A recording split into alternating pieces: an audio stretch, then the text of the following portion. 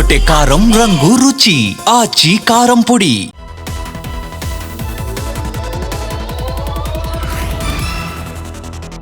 పంతొమ్మిది కీలక అవగాహన ఒప్పందాలపై ఇండియా జర్మనీ సంతకాలు చేశాయి. దీంతో పాటు 8 కీలక ప్రకటనలు చేశాయి.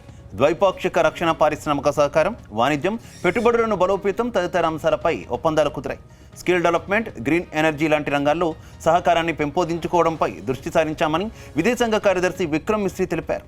భారత పాస్పోర్ట్ ఉన్నవారికి వీసా లేకుండా జర్మనీ ప్రయాణించేందుకు అవకాశం కల్పించారు. దిత్వా తుఫాన్ ప్రభావంతో శ్రీలంక సెంట్రల్ ప్రావిన్స్, ఊవా ప్రావిన్స్ మధ్య ధ్వంసమైన రహదారిపై తాత్కాలిక వంతెన ప్రారంభమైంది. భారత సహకారంతో శ్రీలంకలో నిర్మించిన మొదటి బెయిలీ బ్రిడ్జ్ను భారత హైకమిషనర్ సంతోష్ ఘాతో కలిసి ఆ దేశ మంత్రులు ప్రారంభించారు.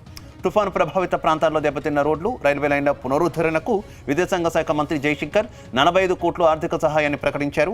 ఆపరేషన్ సాగర్ బంధు పేరుతో భారత సైన్యం నిర్మించిన ఈ బెయిలీ వంతెనను తాజాగా ప్రారంభించారు. తమిళనాడు సూపర్ స్టార్ టీవీకే అధ్యక్షుడు విజయ్ దళపతి సోమవారం సిబిఐ విచారణకు హాజరయ్యారు. కరూరు సభలో తొక్కిసలాట ఘటనలో దర్యాప్తులో భాగంగా విజయ్ను విచారణకు రావాలని సిబిఐ ఆదేశించింది. గతేడాది సెప్టెంబర్ 27న కరూరులో విజయ్ నిర్వహించిన ప్రచార సభలో తొక్కిసలాట జరిగి 41 మంది మృతి చెందారు. సుప్రీంకోర్టు ఆదేశాల మేరకు సిబిఐ ఈ కేసును దర్యాప్తు చేస్తోంది. ఇక ఘటన జరిగిన ప్రాంతాన్ని దర్యాప్తు సంస్థ అధికారులు పరిశీలించి పలు వివరాలు సేకరించారు. ఈ నేపథ్యంలో ఇటీవల విజయ్కు సిబిఐ సమన్లు ఇచ్చింది. ఇక సిబిఐ విచారణకు దళపతి హాజరయ్యారు. హైదరాబాద్లోని డిఆర్డీఓ కొత్త మిస్సైల్ను ప్రయోగించింది. కదిలే లక్ష్యాలపై దాడి చేసే man portable anti tank guided క్షిపణిని విజయవంతంగా పరీక్షించింది. పూర్తి స్వదేశీ పరిజ్ఞానంతో రూపొందించినటువంటి ఈ క్షిపణిలో ఇన్ఫ్రారెడ్ ఇమేజింగ్, అలాగే all electric control activated system, fire control system, propulsion system సహా పలు ఫీచర్లు పొందుపరిచారు. క్షిపణి ప్రయోగం విజయవంతంపై రక్షణ మంత్రి రాజ్నాథ్ సింగ్ సంతోషం వ్యక్తం చేశారు. డిఆర్డీఓ శాస్త్రవేత్తలను అభినందించారు. తెలంగాణ ప్రభుత్వ ఉద్యోగులకు సీఎం రేవంత్ రెడ్డి శుభవార్త చెప్పారు. టీఎన్జీఓ క్యాలెండర్ ఆవిష్కరణలో మాట్లాడిన సీఎం డిఏ ఫైల్పై సంతకం చేసినట్టు తెలిపారు. ఎల్లుండి డిఏ ఉద్యోగుల ఖాతాలో పన్నున్నట్టు తెలిపారు. అలాగే ప్రమాద బీమా కూడా ₹1 కోటి అమలు చేస్తున్నట్టు తెలిపారు. ఉద్యోగులు కూడా పెద్ద మనసు చేసుకుని సహకరించాలన్నారు. ఉద్యోగులు, ప్రజాప్రతినిధుల మధ్య సంపూర్ణ విశ్వాసం ఉండాలన్నారు. మరోవైపు ఈ నెల 18న కేబినెట్ సమావేశంలో మేడారంలో నిర్వహించే అవకాశం ఉందని తెలుస్తోంది. సంక్రాంతి పండుగకు ఆంధ్రప్రదేశ్ సీఎం చంద్రబాబు స్వగ్రామం నారావారిపల్లె సిద్ధమైంది. సంబరాలకు సీఎం సతీమణి నారా భువనేశ్వరి, బాలకృష్ణ సతీమణి వసుంధర ఇప్పటికే నారావారిపల్లెకు చేరుకున్నారు. ఈ నెల 15వ తేదీ నుంచి అక్కడే నారా నందమూరి కుటుంబం సంక్రాంతి పండుగ చేసుకోనుంది. సొంత ఊరిలో కుటుంబ సభ్యులతో కలిసి సీఎం చంద్రబాబు భోగి మంటలు వేయనున్నారు. నారా భువనేశ్వరి ఆధ్వర్యంలో సంక్రాంతి సంబరాల్లో భాగంగా పలు క్రీడల పోటీలు నిర్వహించనున్నారు. పోలవరం నల్లమల సాగర్ ప్రాజెక్టుపై సుప్రీంకోర్టులో తెలంగాణ ప్రభుత్వం వేసిన పిటిషన్ను వెనక్కి తీసుకుంది. దాంతో పిటిషన్ డిస్పోజ్ చేసినట్టు ప్రధాన న్యాయమూర్తి ప్రకటించారు.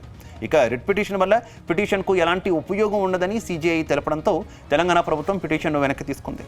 సూట్ దాఖలు చేస్తే అన్ని పరివాహక రాష్ట్రాల అభిప్రాయాలు పరిగణలోకి వస్తాయని సీజేఐ తెలిపారు. ఆర్టికల్ 131 సివిల్ సూట్ వేసుకోవాలని సీజేఐ సూచించారని మంత్రి ఉత్తమ్ కుమార్ రెడ్డి తెలిపారు. బెంగళూరు విజయవాడ ఎకనామిక్ కారిడార్లో 4 గిన్నిస్ రికార్డులు సాధించడంపై సీఎం చంద్రబాబు అభినందించారు. బిట్మెన్తో కూడినటువంటి 6 లేన్ల జాతీయ రహదారిని వేగంగా నిర్మించి రాజ్పథ్ ఇన్ఫ్రాకామ్ సంస్థ గిన్నిస్ రికార్డు సాధించింది. 10,655 మెట్రిక్ టన్నుల బిట్మెన్ కాంక్రీట్ నిరంతరాయంగా వేస్తూ మరో ప్రపంచ రికార్డు సాధించారు. కేంద్ర మంత్రి నితిన్ గడ్కరీ పనివేగం, సామర్థ్యం ఇందుకు నిదర్శనమన్నారు. ఈ రోడ్డుకు అమరావతి బెంగళూరు రోడ్డుగా పేరు పెట్టాలని కోరారు. హైదరాబాద్ శివార్లలో పోలీసులు భారీ గంజాయి నెట్వర్క్ను ఛేదించారు. ఆంధ్ర, ఒడిశా బోర్డర్ నుంచి మహారాష్ట్రకు అక్రమంగా గంజాయి తరలిస్తున్న అంతరాష్ట్ర ముఠాను సైబరాబాద్ పోలీసులు పట్టుకున్నారు. ఇక ఔటర్ రింగ్ రోడ్ మీదుగా గుట్టు చప్పుడు కాకుండా సాగుతున్న ఈ స్మగ్లింగ్ను పక్కా సమాచారంతో అడ్డుకున్నారు. అంతరాష్ట్ర ముఠా వద్ద 92 కేజీల ఎండు గంజాయి పట్టుకున్నారు. దీని విలువ దాదాపు 46 లక్షలు ఉంటుందని ఏసీపీ శ్రీనివాస్ తెలిపారు. మహారాష్ట్రకు చెందిన సచిన్ గంగారాం, మహేష్ రవీంద్ర, విజయ్ చవాన్లను పోలీసులు అరెస్ట్ చేశారు. మొత్తంగా టోల్ ప్లాజా వద్ద జరిగినటువంటి ఈ ఆపరేషన్లో భారీగా గంజాయిని స్వాధీనం చేసుకున్నారు. ఈ నెల 17న నిర్వహించే శాంతియుత ర్యాలీకి Secunderabad city civil and criminal courts bar association అడ్వకేట్లు పూర్తి మద్దతును ప్రకటించారు. సికింద్రాబాద్ మున్సిపల్ కార్పొరేషన్ ఏర్పాటుకు లష్కర్ జిల్లా సాధన సమితి ఆధ్వర్యంలో జరిగే శాంతి ర్యాలీలో పాల్గొంటామని బార్ అసోసియేషన్ నాయకులు తెలిపారు. బార్ కౌన్సిల్ కార్యాలయంలో స్వామి వివేకానంద జయంతి సందర్భంగా ఆయన చిత్రపటానికి పూలమాలలు వేసి నివాళులర్పించారు. రంగారెడ్డి జిల్లా శంషాబాద్ జోన్ బడంగ్పేట్ సర్కిల్లో బీజేపీ ఆందోళనకు దిగింది. ముఖ్యమంత్రి రేవంత్ రెడ్డి దిష్టిబొమ్మను దహనం చేసింది. ఇక సఫీల్గూడలో కట్టమైసమ్మ గుడి ప్రాంగణంలో ఓ ముస్లిం యువకుడు మల విసర్జన ఘటనను ఖండిస్తూ బడంగ్పేట్ కార్పొరేషన్ కార్యాలయం ఎదుట ఆందోళన చేపట్టారు. కాంగ్రెస్ పాలనలో హిందువులకు, హిందూ దేవాలయాలకు రక్షణ లేకుండా పోయిందని ఆవేదన వ్యక్తం చేశారు. ఇలాంటి ఘటనలపై సీఎం వెంటనే స్పందించి బాధ్యులను కఠినంగా శిక్షించాలని డిమాండ్ చేశారు.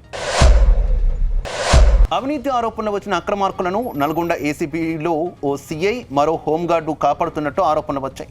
నాంపల్లి, మఠంపల్లి, గరిడేపల్లిలో గతంలో పనిచేసిన ఎస్ఐలపై ఏసీబీకి ఫిర్యాదు అందింది. అయితే మీపై రైడ్స్ జరగబోతున్నాయంటూ ముందే ఆరోపణలు ఎదుర్కొంటున్న వారికి సమాచారం లీక్ చేశారు. ఇక ఏసీబీలోని ఓ హోంగార్డు మఠంపల్లి ఏసీబీ ట్రాప్స్ సమాచారం ముందే ఇచ్చి 10 లక్షల సెటిల్ చేసుకున్నారు సీఐ. హోంగార్డ్, గరిడేపల్లి ఏఎస్ఐ ఫిర్యాదుల విషయంలోనూ ముందే సమాచారం లీక్ చేసి రక్షించినట్టు ఆరోపణలు వెలువెత్తుతున్నాయి. ఆ ఘటనలోనూ భారీగా ముడుపులు చేతులు మారినట్టు తెలుస్తుంది. ఏసీబీలో సమాచారం లీక్పై తీవ్రస్థాయిలో చర్చ జరుగుతోంది. సంక్రాంతి పండుగ వేళ ఊరెళ్లే ప్రయాణికులకు Khammam Devarapalli greenfield expressway ఊరటనిస్తోంది. అధికారికంగా ఇంకా ప్రారంభం కాకపోయినా వాహనాలు దూసుకు వెళుతున్నాయి. సాధారణంగా పండుగ సమయంలో హైదరాబాద్ నుంచి విజయవాడ మీదుగా ఆంధ్రప్రదేశ్కు వెళ్లాలంటే గంటల కొద్ది ట్రాఫిక్ జామ్లో చిక్కుకోవాల్సి వస్తుంది. గత 3 రోజులుగా హైదరాబాద్ నుంచి ఆంధ్రప్రదేశ్లోని తమ స్వస్థానాలకు వెళ్లేవారు ఈ కొత్త బాట పట్టారు. వైరా నుంచి జంగారెడ్డిగూడెం వరకు సుమారు 85 కిలోమీటర్ల మేర ఎటువంటి ఆటంకాలు, టోల్ ఫీజులు లేకుండా సాఫీగా ప్రయాణం సాగుతోంది. నల్గొండ జిల్లా పానకల్లో ఉదయ సముద్రం దిగువన ఉద్రిక్తత చోటు చేసుకుంది. నల్గొండ రింగ్ రోడ్ నిర్మాణం చేపట్టేందుకు తమ శ్మశాన వాటిక కోసం కేటాయించిన భూముల్లో నుంచి అక్రమంగా మట్టి తవ్వకాలు చేస్తున్నారంటూ శేషమ్మగూడెం ఎస్టీ కాలనీ గ్రామస్తులు ఆందోళన చేపట్టారు. మట్టి తవ్వకాలు చేస్తున్నటువంటి కాంట్రాక్టర్తో గ్రామస్తులు వాగ్వాదానికి దిగారు. మట్టి తవ్వకాలను వెంటనే నిలిపివేయాలని డిమాండ్ చేశారు. కాంట్రాక్టర్ అక్రమ కేసులు పెట్టి బెదిరింపులకు పాల్పడుతున్నారని వాపోయారు. కాంట్రాక్టర్కు అనుమతులు ఎలా ఇచ్చారని ఇరిగేషన్ అధికారుల తీరుపై గ్రామస్తులు మండిపడుతున్నారు. కామారెడ్డి జిల్లాలో బీజేపీ నాయకులు చేపట్టిన మున్సిపల్ కార్యాలయం ముట్టడి ఉద్రిక్తతకు దారితీసింది. దొంగ ఓట్లను తొలగించాలని డిమాండ్ చేస్తూ బీజేపీ నాయకులు ఒక్కసారిగా మున్సిపల్ ఆఫీసులోకి చొచ్చుకు వెళ్లేందుకు ప్రయత్నించారు. దీంతో పోలీసులు, బీజేపీ నాయకుల మధ్య వాగ్వాదం, తోపులాట చోటు చేసుకుంది. ఆఫీసులోకి వెళ్లేందుకు బీజేపీ నాయకులు ప్రయత్నించగా పోలీసులు అడ్డుకున్నారు. పలువురు నాయకులను అరెస్ట్ చేసి ఠాణాకు తరలించారు. రోజా, కొడాలి నాని, పేర్ని నాని ఆంధ్రప్రదేశ్కు పట్టిన దరిద్రం అంటూ తీవ్ర విమర్శలు చేశారు శాప్ చైర్మన్ రవి నాయుడు. రాష్ట్రానికి పరిశ్రమలు రావాలంటే వైసీపీ నేతలు అడ్డంకులు సృష్టిస్తున్నారని ఆరోపించారు. ఏషియా గేమ్స్ అంటే ఏమిటో కూడా తెలియని రోజాను అప్పట్లో క్రీడా శాఖ మంత్రిగా నియమించడం రాష్ట్ర ప్రజల దౌర్భాగ్యమన్నారు. పోలీసులను కించపరిచేలా మాట్లాడడం రోజాకు ఏమాత్రం తగదని, ఇలాంటి వ్యాఖ్యలు ప్రజాస్వామ్య వ్యవస్థకు ప్రమాదకరమన్నారు. జగంపేటలో సంక్రాంతి ఎంతో ప్రత్యేకమన్నారు ఎమ్మెల్యే జ్యోతుల నెహ్రూ. జగంపేట పాత పోలీస్ స్టేషన్ ఆవరణలో నియోజకవర్గ స్థాయి అధికారులు సంక్రాంతి సంబరాలు నిర్వహించారు. ఐసీడీఎస్ ఆధ్వర్యంలో వివిధ రకాల ఆంధ్ర పిండి వంటలు చేసి స్టాల్స్ ఏర్పాటు చేశారు. వివిధ కళాకారులచే సంప్రదాయ కార్యక్రమాలు నిర్వహించారు. ఘనంగా సంక్రాంతి సంబరాలు జరిపారు. ఇక ఆంధ్రప్రదేశ్ ప్రభుత్వం తిరుపతిలో ఫ్లెమింగో బర్డ్స్ ఫెస్టివల్ ఘనంగా నిర్వహించింది. సైబీరియా, ఆస్ట్రేలియా నుంచి వలస వచ్చి తిరుపతి జిల్లా నేలపట్టులో సంతానోత్పత్తి పెంచే ప్రక్రియను ఫ్లెమింగో ఫెస్టివల్గా 3 రోజుల పాటు నిర్వహిస్తుంది. విదేశాల నుంచి పులికాడ్ సరస్సు, నేలపట్టు ప్రాంతాల్లో వీటి ప్రేమాయణం సాగించి సంతానోత్పత్తిని పెంచి వాటి పిల్లలను తిరిగి తమ స్వదేశానికి తీసుకువెళతాయి ఫ్లెమింగో పక్షులు. వీటిని చూడడానికి వీక్షకులకు ప్రత్యేకంగా బయోస్కోపులు, గుడారాలు ఏర్పాటు చేశారు. ఫ్యాన్స్కు బిగ్ షాక్ ఇచ్చాడు యూట్యూబర్ నాన్వేష్. తాను ట్రావెలింగ్ ఆపేద్దామనుకుంటున్నట్టు తెలిపారు. 130 దేశాలు తిరిగానని, ఇక సంపాదించింది చాలని తెలిపాడు. తన దగ్గర 8 కోట్లు ఉన్నాయని, వాటితో ప్రజల కోసం కాకుండా తన కోసం మిగిలిన దేశాలు తిరుగుతానని తెలిపారు. ప్రాణం ఉన్నంత వరకు ప్రజా సమస్యలపై పోరాడతానంటూ ఓ వీడియో రిలీజ్ చేశారు. కాగా ఇటీవల గరికపాటి వివాదం కారణంగా ఆయన ఛానళ్లకు సబ్స్క్రైబర్ల సంఖ్య భారీగా తగ్గారు.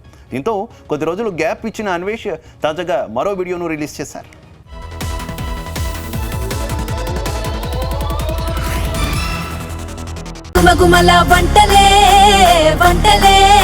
తెరకొట్టే కారం, రంగు, రుచి ఆచి కారం పొడి.